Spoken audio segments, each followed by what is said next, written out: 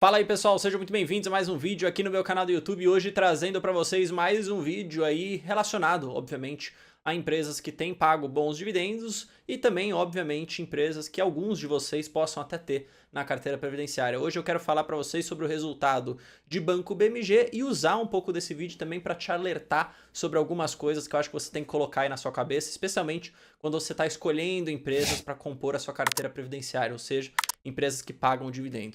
Um erro muito comum é o pessoal só olhar para a questão do dividendo distribuído e não fazer a análise completa, né? Que é olhando em si para a empresa como um todo e como que ela está caminhando ao longo do tempo. Então vou usar o vídeo de hoje para te alertar sobre alguns pontos. Então fica até o final porque isso aqui é muito importante, especialmente se você investe em BMG ou se você pensa em investir aqui no banco. Deixa seu like, se inscreve no canal, sai vídeo todos os dias e comenta qualquer coisa aqui embaixo que isso ajuda muito a divulgar o canal para mais pessoas e pô, tem sido muito bom o apoio de vocês, o canal de fato tem crescido, beleza? Bora pro vídeo. Bom pessoal, aqui para fazer o vídeo de hoje, como eu sempre mostro às vezes para vocês, eu vou usar o relatório publicado no Genial Analisa, que é o lugar aqui onde eu trabalho, a gente tem bastante cobertura de várias empresas, tem analistas específicos ali de cada um dos setores, então eles acabam meio que resumindo para você um pouco dos resultados das empresas, porque não dá para a gente acompanhar tudo, certo? Então aqui tá o relatório deles, eu vou usar isso como base no vídeo de hoje, e óbvio para trazer também um pouco dos meus pontos. Então o resultado do quarto tri de 2022 teve uma melhora na rentabilidade, mas com uma ajuda fiscal, ou seja, não é de fato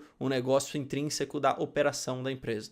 O lucro veio ali em 75 milhões, a expectativa, 73 milhões, né? A expectativa da Genial aqui dos analistas era cerca de 75, então veio realmente muito próximo, tá? Mesmo assim, um ponto muito negativo ainda. Você tem um ROI abaixo do ideal, um ROI de só 7,5%. Quando a gente compara esse ROI com outros bancos, tá, que também pagam dividendos, como o Banco do Brasil, como até mesmo Itaú, agora, né, infelizmente nesse resultado, Bradesco e Santander vieram bem pior, mas se você olha de forma histórica, tá, a gente tem bons bancos pagando bons dividendos com uma rentabilidade muito melhor. E isso daqui no final do dia é o que você precisa olhar, a não ser só os dividendos. Então a empresa que você investe, ela precisa ter uma rentabilidade crescente ao longo do tempo, ela precisa ter uma rentabilidade atraente e que faça sentido para a própria empresa e que faça sentido também para você alocar o seu capital. Ao longo do vídeo eu vou falar um pouquinho mais sobre isso. De fato, o lucro aqui de 73 milhões, ele apresentou uma evolução, né? 37% de alta tri a tri, 52% de alta ano contra ano, mas isso por conta desses créditos fiscais, tá? Se você tira esses créditos fiscais, ou seja, você olha o lucro antes do imposto, foi só 13 milhões, o que apresenta de fato uma queda, tá? Em questão operacional, o banco continua crescendo, então são 12,3 milhões de clientes, um crescimento de 35 ano contra ano, 57% desses têm produtos de crédito, o que contribui, obviamente, para o resultado da companhia. Carteira de crédito também crescendo, tá? Então 49% ano contra ano, 4% tri a tri, o que contribui com essa receita de juros, que a gente chama de NII, tá? Que expandiu também. Tá? A despesa operacional acabou crescendo, mas só sob controle ali um crescimento de basicamente 6,4%. Qual que é o problema disso? Quando a gente vê, às vezes, um crescimento vertiginoso, assim, de certa forma, da carteira de crédito, a gente pode ter um momento de aumento de provisão, que de fato aconteceu. Veja, são 59% ano contra ano, 32% tri a tri. Obviamente não é só por conta da carteira de crédito, mas também pode ser um dos fatores. E no custo de fund também dado esses juros mais alto, que cresceu 51% ano contra ano e 19% tri a tri. De fato, isso acaba também pressionando bastante o resultado. Aí muita gente fala, pô, o banco tá barato, e de fato tá. Veja, em 2022, negociando a 0,3 preço ao valor patrimonial, ou seja, muito, muito abaixo do valor patrimonial, com desconto gigantesco, e basicamente 4 vezes PL em 2023. De fato, isso aqui é um múltiplo muito barato, tá? Se você for comparar com outros bancos e com outras empresas do setor. Mas isso se justifica, eu faço a palavra dos analistas, as minhas. Se justifica pelo fato da rentabilidade do banco ser uma rentabilidade baixa, que não sai desse patamar baixo, e mais do que isso, é abaixo do custo de capital do próprio banco. Então, basicamente, ela não consegue rentabilizar. O banco não está rentabilizando. Vamos colocar dessas palavras básicas, tá? Porque o ROI é baixo, é mais baixo ainda do que o seu custo de capital. E a gente tem que entender sempre que para ser uma rentabilidade saudável, de certa forma, precisa ser no mínimo maior do que o seu custo de capital. E não é isso que o banco BMG traz. E aí, obviamente, os acionistas vão lá e penalizam, né? Os investidores penalizam a empresa. Então, para investir, as pessoas não querem pagar um prêmio, elas querem pagar de fato mais barato, porque a gente tem uma rentabilidade que não é atraente. É diferente, por exemplo, de Banco do Brasil, quando a gente vê negociando a 0,7 valor patrimonial, 0,6, mas ele tem um ROI na casa dos 21%, trouxe um lucro absurdo, uma distribuição muito boa de dividendos. Então perceba, não é olhar apenas para o indicador, e sim para o que está acontecendo com a empresa, porque aí sim você toma uma boa decisão, tá? Óbvio, né? Claro que as ações bastante recaídas aí também trazem um yield bastante interessante. A gente teve a política de dividendos que foi mudada, né? A gente vai ter distribuição agora de forma trimestral. Então, no mínimo aí, de certa forma, 4 vezes por ano, tá? Então, no primeiro, no segundo, no terceiro e no quarto tri.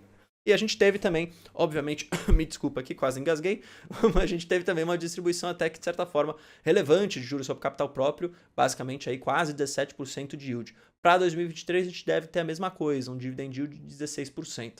Agora, o que eu posso colocar aqui para vocês? Óbvio que isso é bom, tá? Todo mundo quer receber bastante dividendo, ainda mais numa carteira previdenciária. Mas a gente tem que olhar sempre também para a questão da evolução dessa carteira ao longo do tempo e para a sua alocação de capital no curto prazo. Perceba, um dividendo de curto prazo de 16% é bom? Óbvio que é bom. Agora, um banco que não tem uma rentabilidade atraente, que pode sofrer com problemas de expansão, que pode sofrer especialmente, como eu falei, com questão de rentabilidade, será que esses dividendos eles se permanecem para uma carteira previdenciária que a gente quer ficar montado na posição por 50, por 60 anos? Essa é um pouco da dúvida que eu tenho. E dados os momentos de mercado, onde a gente tem outras empresas também baratas, que crescem, que têm rentabilidade boa, especialmente bancos falando aqui, e que também pagam bons dividendos, eu prefiro, por uma questão de risco, tá, alocar o meu capital em outras empresas. Por isso que eu não compro PMG, mesmo com esse yield de 16%. Por isso que eu prefiro comprar Banco do Brasil, que, ok, o yield veio 13, um pouco pior, 12, mas veja, é uma empresa em plena expansão, um grande banco com uma rentabilidade muito, muito melhor. Aqui, BMG 7,5%, Banco do Brasil a casa dos 20%. Mesma coisa se você for olhar para outro banco. Nem que você compre Itaú, por exemplo, nem que você compre até Santander depois da melhora, né, nesse ciclo ruim que a gente está vivendo. Santander, historicamente, também teve uma rentabilidade muito acima disso e também pagou bons dividendos. Então é sempre isso que você tem que colocar na sua cabeça. Não olhe só para o yield, apesar de ser bom, olhe para o contexto geral, para a questão também da rentabilidade da empresa. E ROI para bancos é muito importante você medir esse indicador, tá? Aqui a questão da carteira de crédito, como eu posso mostrar para vocês, um pouco da evolução dela frente a cada um dos segmentos, e aí falando um pouquinho da inadimplência, acima dos outros bancos, né, na casa aí dos 4,9, mais um lado bom, de certa forma, apesar de ter subido um pouquinho, tá meio controlado, tá? Então isso não é tão ruim assim, tá? Óbvio, acima do que a gente tem de índice de inadimplência em Banco do Brasil, mas de certa forma, apesar da subida, né, para esse TRI agora no quarto TRI de 22, a gente tem um controle, pelo menos ali olhando desde o quarto TRI de 21, certo? Questão ali de capital, tá? A gente tem um negócio que, para ser bem sincero, tá? A gente não chega a ser tão preocupante, mas isso pode acabar sendo um pouco pressionado, especialmente por pagar muito dividendo, dividendo agressivo, e você ter uma rentabilidade baixa. Então, de novo, é o que os próprios analistas colocam, tá? Então, a gente paga com o crescimento da carteira de crédito, principalmente na linha de crédito pessoal, pagamento de dividendo agressivo e baixo ROI, acreditamos que o capital do BMG pode se manter pressionado. Então, de novo, não é só porque paga um dividendo agressivo que você deve necessariamente comprar. Olhe o conjunto, porque em algum momento esse dividendo pode se tornar não saudável. E um dividendo não saudável pode fazer com que você quebre a cara no futuro. Beleza? Bom, comenta aqui embaixo o que você acha de BMG, se você acha que é uma boa para ter na carteira, se você não tem, se você, cara, não ignora tudo isso e tá só ligando pro yield, apesar de eu falar aqui para vocês que deve ser um erro, tá? Normalmente é um erro se você só olhar pro dividend yield. Comenta aqui embaixo, vai ser muito legal de saber. A gente se vê no próximo vídeo também. Forte abraço, valeu, falou!